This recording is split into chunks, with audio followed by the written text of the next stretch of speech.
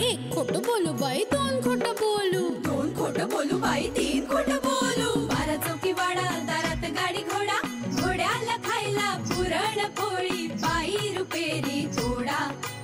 आडबाई आडोनी आडाचं पाणी काढोनी, कळशी भरते सोन्याची सून थोरा मोठ्याची. असं सासर नको ग बाई, नाव नुसतं मोठं, नाव नुसतं मोठं, ज्याचं लक्षण बारी खोट. पैलमा गणेश देवा, माझा खेळ मांडला, करीन तुझी सेवा, करीन तुझी सेवा, मला हवा करतार, चंद्रपोळी चौकडीत माझा संसार. 3 दगडांची चूल फुंकले निखारे, मुठभर जोंधळात सुख माझे सारे. नांदा सौख्य भरे, नांदा सौख्य भरे, नांदा सौख्य भरे, नांदा सौख्य भरे. मावशी माफ करा मला, मी यापुढे कधीही चुकीचं वागणार नाही तुमच्याशी. तुमचा अपमान होईल असं नाही बोलणार मी तुम्हाला. पण मी मुद्दामून नाहीच असं बोलत, माझा स्वभावच आहे तसा सडेतोड. खरंच माफ करा मला. काय बाई हे अघटित, रावणाच्या तोंडात रामनाम. नकोय मला त्या भिक्कारड्या घरातली मुलगी सून म्हणून. नाही होऊ देणार हे लग्न मी. मुलाच्या जीवावर उठतेस तू ललिता. बच्ची मावशी, मुलाशी असं वागू नका तसं वागू नका असं सांगताय तुम्ही मला, पण स्वतःच्या मुलाला समजवण्याचा अनुभव आहे का तुम्हाला? किती मुलं आहेत तुम्हाला? बच्ची मावशी, पण एका गोष्टीचा फार आनंद होतोय हा मला. गेल्या वर्षीपर्यंत जानकी बहिणी जो फराळ पाठवायचा त्यावर तुमची दिवाळी साजरी व्हायची, पण यावर्षी तुम्ही चाळीतल्या लोकांसाठी लाडू घेऊन जाताय. म्हणजे डबोल मिळालेलं दिसतंय कुठले तरी, नाही? अहो, घरातलं माणूस जेव्हा हंतरुणाला खिळलेलं असतं ना,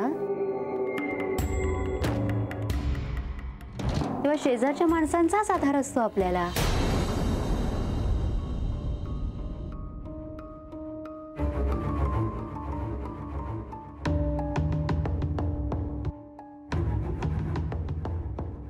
बच्ची मावशी, म्हणा ना माफ केलं. अहो, तुमच्याशिवाय वाचवणार कुणीच नाही आता आम्हाला. मला बाई काही कळत नाहीये, म्हणजे नेमकं काय बोलताय तुम्ही. तुम्ही बसा ना, बसून बोला. ये ये बस इथे बस. ललिता, भाऊजी. काय बाबा, कसे आहात तुम्ही? नाही, बरे आहात ना? झोपू दे. तुम्ही खुर्ची घ्या आणि बसा. हो, झोपा झोप. हा हो.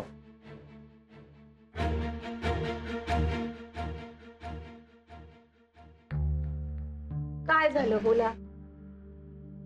बच्ची मावशी, पैशाची काही कमी नाहीये मला. फक्त ना मला देशपांड्यांबद्दल खात्री वाटत नव्हती, म्हणून मी ते 1.25 कोटीचे तुम्हाला म्हणाले.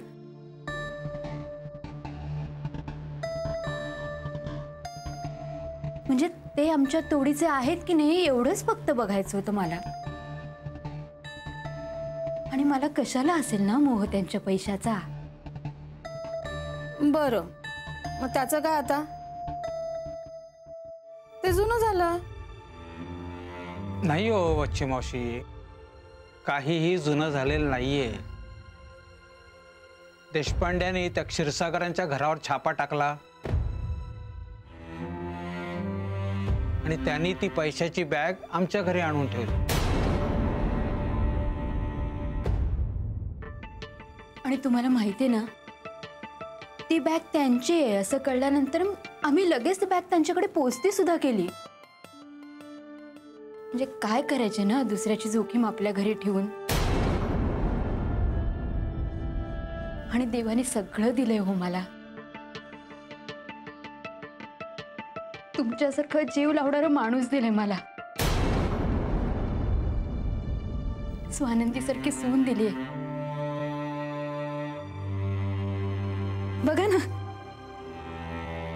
स्वानंदीने पसंत केलेली साडी नेसून आले मी. म्हणजे ना कधी एकदा साडी नेसते असं झालं होतं मला. खरं तर आज मूडच नव्हता हिचा, पण मला म्हणाली की मला तीच साडी नेसायची जी माझ्या सुनेने कौतुकाने पसंत केली माझ्यासाठी. काय झालं मूड नसायला? अहो तेच तर सांगते ना. क्षीरसागरांना कळलंय की त्यांच्या घरावर छापा टाकणारे देशपांडे हे आमचे व्याही आहेत. तेव्हापासून धमकी द्यायला लागलेत होते आम्हाला. त्यांनी त्यांचा काळा पैसा आमच्या घरात ठेवले, हे देशपांड्यांना जाऊन सांगू म्हणून.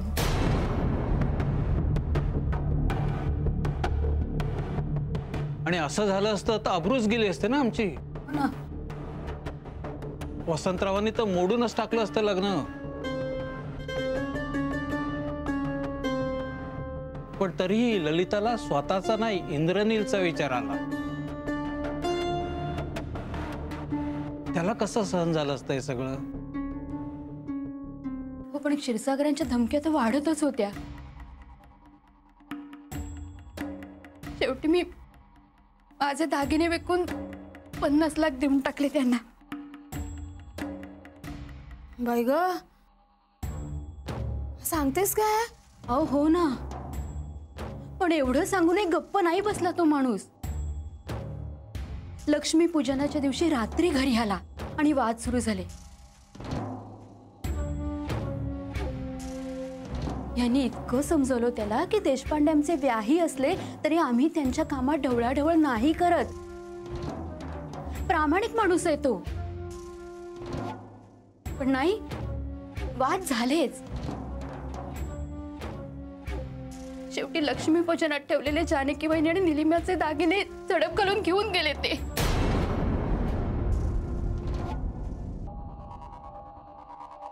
आता आमच्याकडे राहत्या घराशिवाय काहीही शिल्लक राहिलेलं नाहीये वच्ची मावशी. पण तो माणूस पैसे मागायला परत आला ना की ते घरही जाणार. म्हणून सल्ला मागायला आलोय की काय करू तुम्ही सांगा. म्हणजे वसंतरावांना कुठल्या तोंडाने सांगू हे सगळं? कोण विश्वास ठेवणार तुमच्यावर? काय बोलताय? म्हणजे विश्वास ठेवण्यासारखी गोष्ट नाहीये. नाही हा नाही बच्ची मावशी, अहो सगळं असंच झालंय. खरं सांगते मी, तुमची शपथ. असं झालंय का?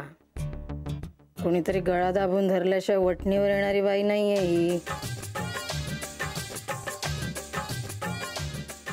हिचं नाटक हिच्यावरच उलटवायला पाहिजे. बच्ची मावशी, अहो नका ना अशा गप्प बसू. आम्ही सल्ला घ्यायला आलोय तुमचा. तुम्ही काळजी नका करू, बोलते मी वसंतरावांशी. हो पण ही गोष्ट मुलांना कळली तर इंद्रनीला तर सहनही नाही होणार. नाही कळणार. इंद्रनील स्वानंदी दोघांनाही नाही कळणार. तू बेफिकीर राहा.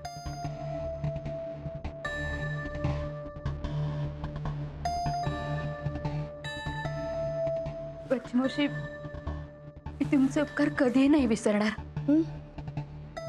मोठ्या बहिणीसारखे माझ्या पाठीशी उभे राहिला तुम्ही.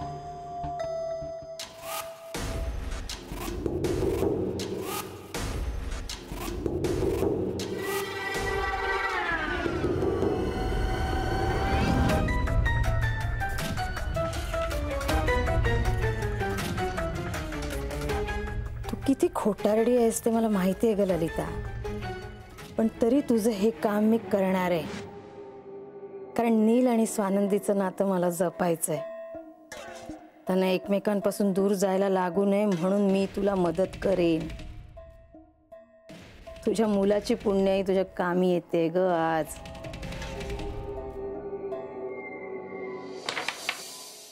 मला वाटलंच होतं नव्हतं गाणं.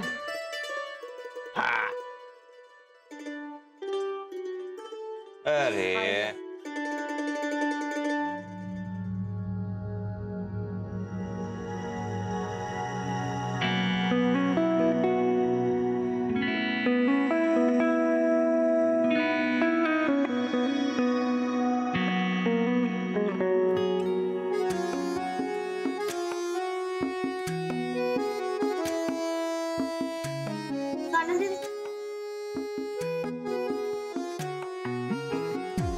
घे ना.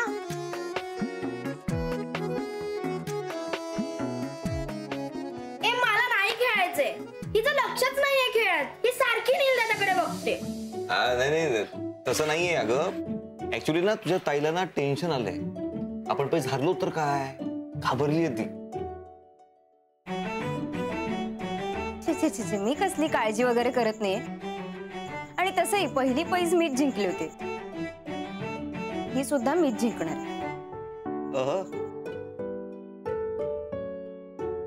तो इस बात पे और एक बेट हो जाए. ही पैज मीच जिंकणार. लाव ना पैज. काय चाललंय तुमचं कोड लँग्वेज मध्ये? खेळायचं असेल तर नीट खेळा, नाही तर मी जाते. अगं कोड लँग्वेज वगैरे काही नाही. मी पसंत केलेली साडी आई नेसणार की नाही ही बेट लावली.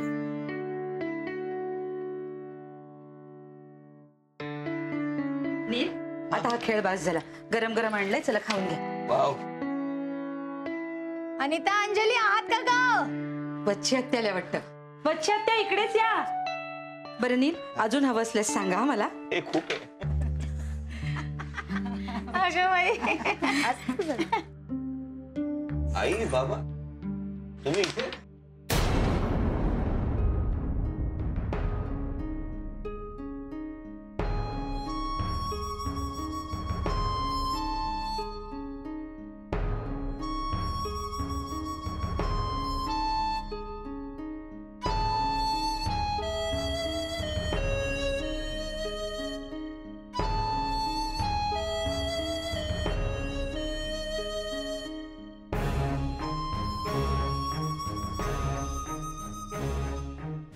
तुला बघून किती गोंधळले व तुझी आई. अरे राजा, लग्नाची पुढची बोलणी करायला नको का? म्हणून मी तुझ्या आई बाबांना घेऊन आले.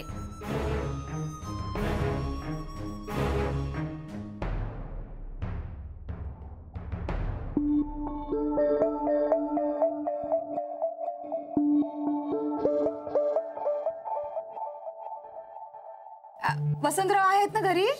हो आहेत ना. आई देवळात गेल्यात आणि भाऊजी आणि अनिता पण नाही आहेत. बर.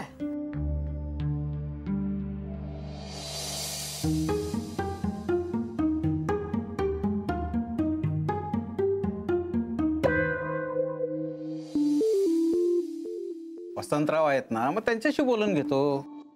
हा, हो आहेत ना, या. एक मिनिट. हा स्वानंदी, कशी दिसते साडी? सुनबाईंच्या पसंतीने आणलेली पहिली साडी आहे. और हवेच ना मला, म्हटलं नेसून जाऊया लगेचच. बरी दिसते ना ग? खूप छान दिसताय तुम्ही.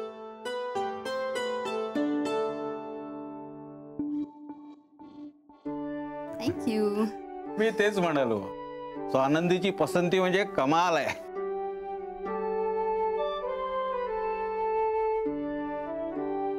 बरं मी काय म्हणते, आपण बसूया तिकडे, मुलांना खेळू देत. हा, या. स्वानंदी, काही लागलं तर बघा. या, आपण बसूया. हा.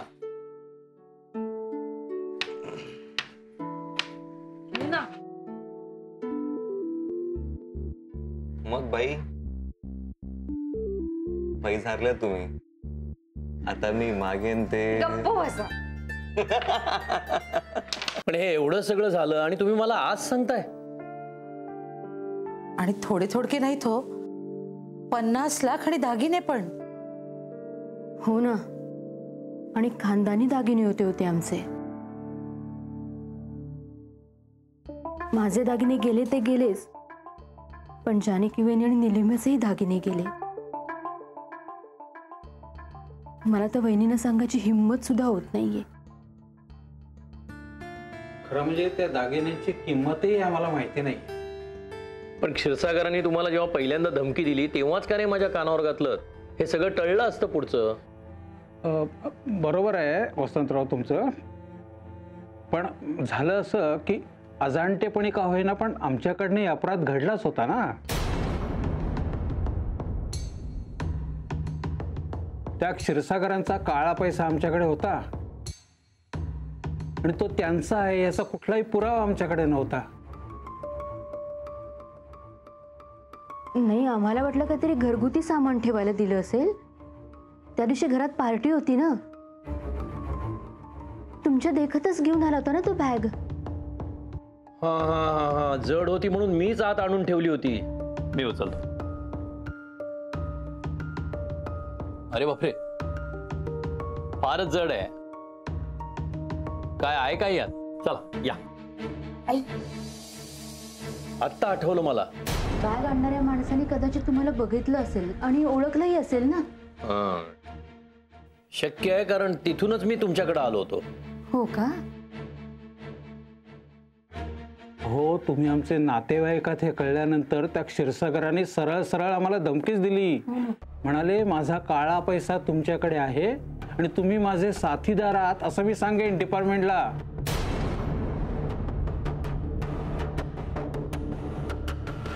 आता असं म्हटल्यावर मग काय करणार ना. काय बाई, उलट्या काळजाची माणसं असतात एक एक. हो ना अंजलीताई, आम्ही सारखे त्यांच्या पाया पडत होतो की तुमची बॅग येऊन घेऊन जा. त्यांच्या बायकोला तर 10 वेळा फोन केले मी. शेवटी लक्ष्मीपूजनाच्या दिवशी आले आणि बॅग घेऊन गेले आणि पूजेत ठेवलेले दागिने सुद्धा उचलून घेऊन गेले ते.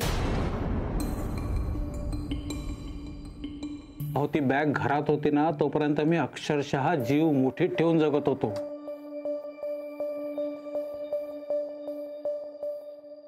पण नंतर आम्ही ठरवलं हिम्मत करायची नाही, आता तुम्हाला हे सगळं सांगायचं. हो, आमच्यामुळे तुम्हाला उगाच त्रास, पण यांचं कामच असं आहे. पण यातून असं प्रकरण कधीच झालं नव्हतं. चांगल्याचं जगच नाही असं वाटतं कधी कधी. हो ना, नाहीतर तुम्हाला एवढा त्रास झालाच नसता. हो,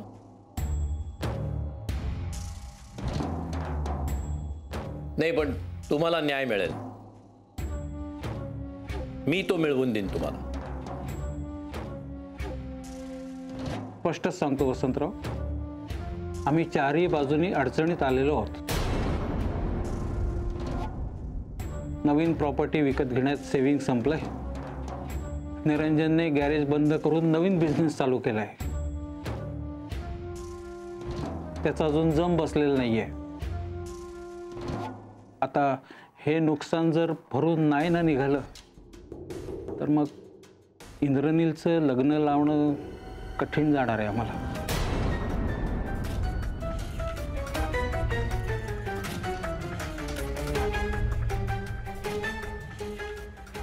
नाही, तुम्ही काळजी करू नका. तुमचं नुकसान तुम्हाला भरून मिळेल. क्षीरसागरांनी गुन्हा केलाय हे जसं कारण आहे, तसंच माझ्या नोकरीचा माझ्या नातेवाईकांनी फायदा घेऊ नये हे जसं मला वाटतं, त्याप्रमाणेच माझ्या नोकरीचा त्यांना त्रासही झालेला मला चालणार नाही.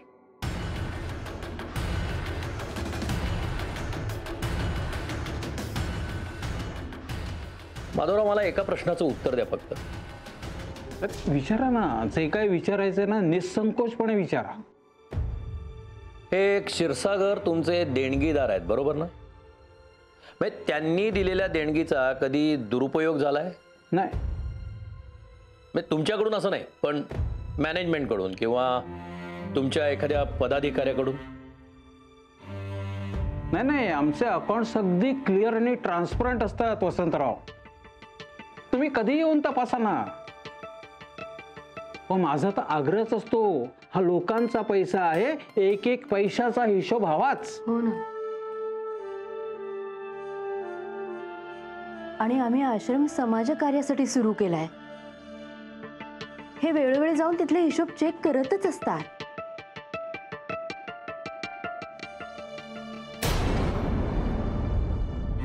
वसंतराव, मी खूप लहान आहे हो तुमच्यामध्ये, म्हणून इतका वेळ मी गप्प होते. काय आहे ना, जहागीरदार माझे नातेवाईक आहेतच, पण तुमचं कुटुंब माझ्यासाठी त्याही पेक्षा मोठं आहे हो. पण तरी मला असं म्हणावंसं वाटतं की जहागीरदारांना न्याय मिळेल ना हो. नाही तर मी कुणाला तोंड दाखवण्याच्या लायकीची राहणार नाही बाई. नाही वच्छत्या, तुम्ही अहो असे हात जोडू नका. न्याय मिळणं हा जहागीरदारांचा अधिकार आहे आणि तो त्यांना मिळेल नव्हे, मी तो मिळवून देईन.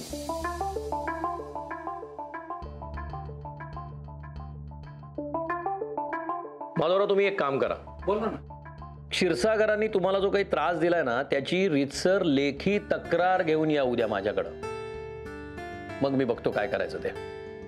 म्हणजे जहागीरदारांचं नुकसान भरून निघेल ना हो? मला दोन्ही मुलांची फार काळजी वाटते बाई. मलाही. भलतंच काही झालं ना तर खसतील दोन्ही मुलं. हो ना. नाही, ते आपलं खाजगी कारण आहे. क्षीरसागरांनी गुन्हा केलाय. या गुन्ह्यात त्यांना अटक सुद्धा होऊ शकते.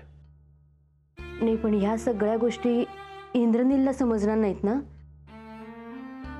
नाही हो अंजलीताई, तो सहनच नाही करू शकणार ना, म्हणून म्हटलं. हो, त्यालाच काय, स्वानंदीलाही नाही सहन होणार. हो ना. नाही, मुलांना यातलं काही सांगायची गरज नाहीये. पण जोपर्यंत हे प्रकरण मी संपवत नाही तोपर्यंत मला चैन पडणार नाही.